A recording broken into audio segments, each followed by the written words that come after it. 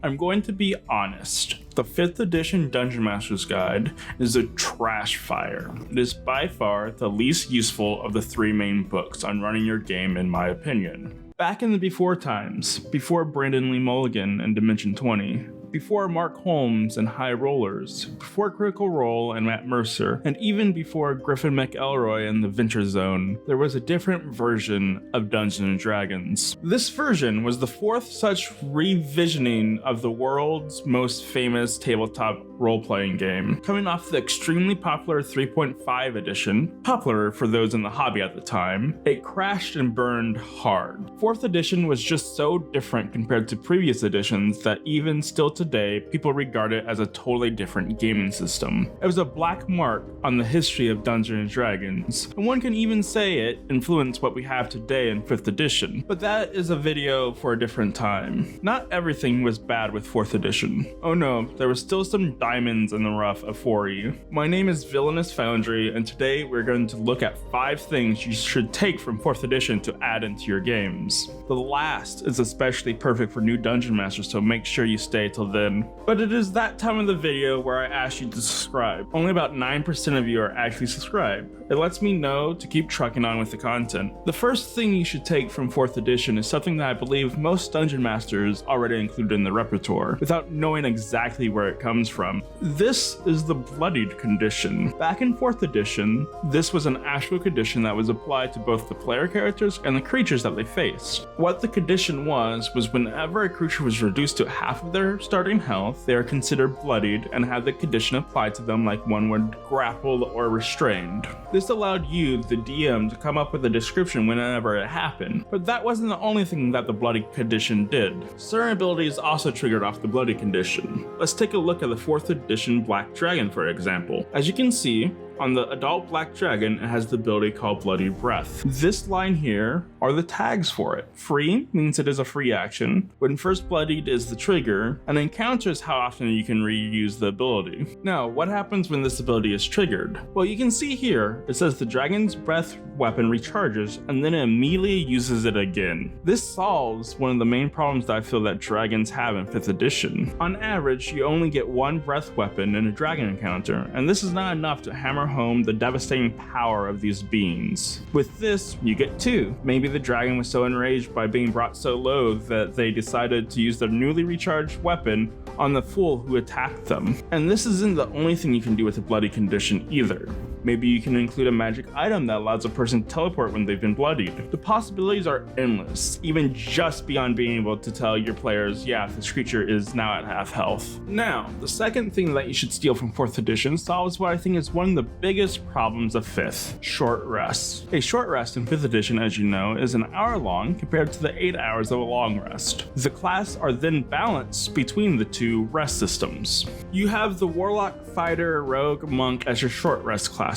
These classes recharge most, if not all of their main abilities on a short rest, compared to every other class that recharges all of their abilities on a long rest. The problem arises when your party takes a disappropriate amount of long rests compared to a short rest. The Warlock feels useless when the party doesn't take a short rest at all compared to the 2 per adventuring day the book says you should. The reason why this happens is because of the length of the rest. If you can justify taking an hour, then you can just as easily justify taking 8 hours. If you can't justify a rest, then the party just trucks on to the detriment of the short rest classes. Yes, I know that there are rest variants in the Dungeon Master's Guide, but I feel like they both go the wrong way on the spectrum. One way is too long, at a short rest being 8 hours, which is basically a day, and a long rest being 7 days. The other is too short, at a short rest being 5 minutes and a long rest being 1 hour. In comes the short rest from 4th edition. Everything else is the same. A long rest is still 8 hours, but instead of a short rest being an hour, it is now 15 minutes. This is extremely more palpable as a player to take. You don't have to justify taking an hour during an intense dungeon crawl where you don't know when or where the monsters are going to come from. Instead, 15 minutes is long enough to be meaningful, but not super impactful in the long run. Have an hour time limit in a dungeon? 2 short rests only take 30 minutes, leaving a decent amount of time to still accomplish your goal. If you're afraid the pendulum would swing in the opposite direction, making short rest classes way better than the long rest classes, then you can always limit the number of short rests the party can take to 2. Next is something that even Matt Colville uses in his games: minions. Minions in 4th edition were a role monsters had back then, quite like today's MMORPG's role of healer, tank, and damage dealer. Their job was to flesh out encounters by being dangerous if left alone, but easy to take out if you focused on them. How they did this was ingenious. They gave them the stats of a regular monster of the challenge rating, and then gave them exactly 1 hit point. They then added a caveat of them getting the Rogue's Evasion feature, meaning they took no damage from area effect spells if they passed the save, making them perfect for filling out your big bad's encounters so the party doesn't gang up on them. Now yes, you can just say, well, just use kobolds if you're facing a dragon. They have such little health that it ends up as the same thing. Not really. Your players can always roll low on the damage, and now you have to track the health of every single creature you just added, instead of the quick and efficient, yep, he's dead, and removing the miniature from the board. You can also beef up the minions as well. You can do this by making them have to be hit twice. The first hit just makes them bloodied. This is perfect for those elite creatures of your big bad. Minions then allow your players to feel like absolute heroes as they now mow down dozens of vampire spawn, things that earlier caused them so much trouble as a single entity, while still trying to fight and bring down their sire in the same combat. The 4th thing that you should take from 4th edition is skill challenges. These are more of your non-combat type of encounters. The basics of a skill challenge is that your players make skill checks to accumulate a number of successes before a number of failures. For an example of a skill challenge, maybe your party is escaping from a collapsing dummage. You roll initiative to start the challenge, and then tell the party they have to have 6 successes before 3 failures. A level 2 skill challenge. They then, in initiative order, can use their skills to try and escape. Maybe they came upon a locked door and they want to use their athletics to bust it down. They succeed and onto the next room, as the next player is then faced with an obstacle that they have to choose a skill for. This system of goal and obstacle blocking you from the goal is perfect for a more improv game, but really shines in a fleshed out challenge. I will note here that it's paramount to have your players fail forward. Don't let them be stuck at that previous door. Allow them to bust forward on a fail, but maybe it took them a couple of tries, costing them valuable seconds. The reason why is for my modification of skill challenges, which is don't let people use the same skills as other people in the round. For example, if your players are being chased, maybe one wants to make a stealth roll to blend into the crowd and it works. Now your other players all want to do the same, defeating the purpose of the challenge. Remember that restrictions breed creativity.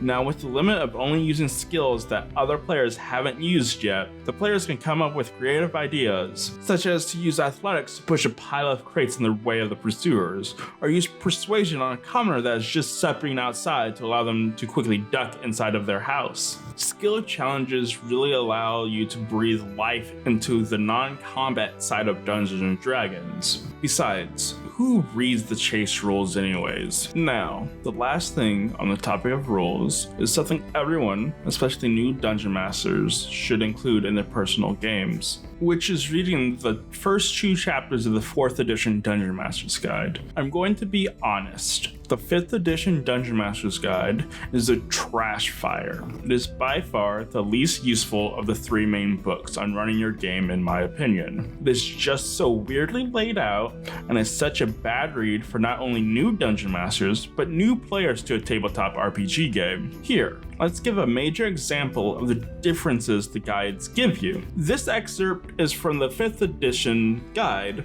on the types of players, specifically the explorer. Players who desire exploration want to experience the wonders that a fantasy world has to offer. They want to know what's around the next corner or hill. They also like to find hidden clues and treasure. Then it gives 5 quick bullet points on how to engage this type of player. Compared to the 4th edition excerpt, it gives basically the same spiel, but also breaks it down into better bullet points, telling you what an explorer type player wants, how to engage that player, and things that you shouldn't allow the player to do, such as bore other players with their thirst for knowledge. And this style also goes for the other 7 different players that D&D classifies that will show up in a game, from a power gamer to a thinker to even just a watcher. And this in-depth knowledge doesn't stop here. Let's look at the similarly named chapters of running the game between the 2 books. In 5th edition, you have table rules,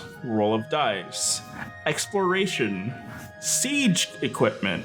Why is siege equipment so important to running the game that it has its own heading in this segment? Now, 4th edition on the other hand, preparing, getting started, modes of the game, narration, pacing, props, improvising, troubleshooting, teaching the game, all of which are all things a new Dungeon Master has questions about. And the greatest thing is this information is all system agnostic, just basic how to tell a story with a tabletop role-playing game. So even if you're playing Pathfinder 2nd edition, you can take this knowledge to run your game with. And with that, we come to the end of the video. If you enjoy this type of content and want to watch more, go down and click the subscribe button, and make sure you give this video a like. It really helps in the algorithm.